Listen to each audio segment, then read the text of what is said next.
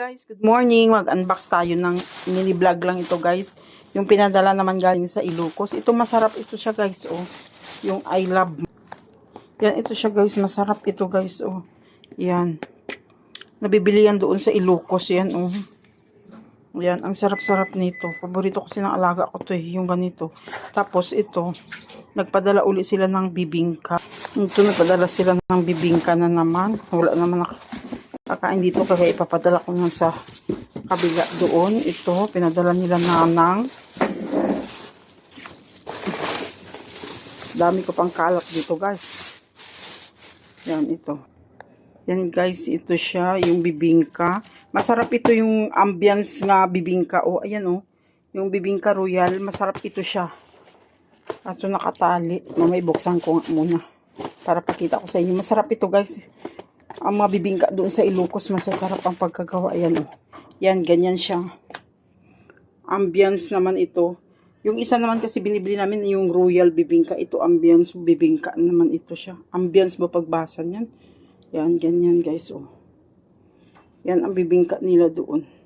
Ito sa isang karton naman, ito sa saging nila. Ito doon na sa, marami sila kasing saging doon sa Ilocos, mga tanim yan oh. Yan, masarap itong saging nila doon, yung malaman siya. Ito, siksik ang laman ng mga saging nila doon yun oh. Nagputol na naman siguro sila. Mahinog na to eh. Kaya hindi ko lang tinatanggal dito sa carton kasi mahinog na siya. Kusa lang siya mahinog dito sa box na to.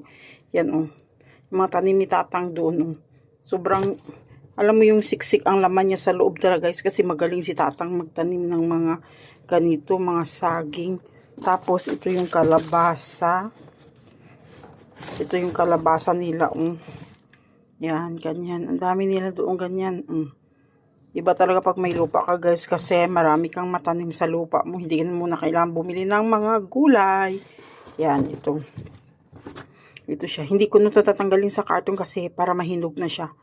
Kasi pag tinanggal mo sa karton mahanginan, hindi na siya mahinog. Kaya dito na lang siya muna.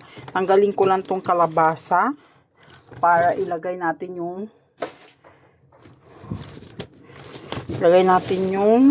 saging. Hayaan lang natin ang saging mahinog sa karton para mabilis kainin. Masarap talaga itong saging nila, promise guys.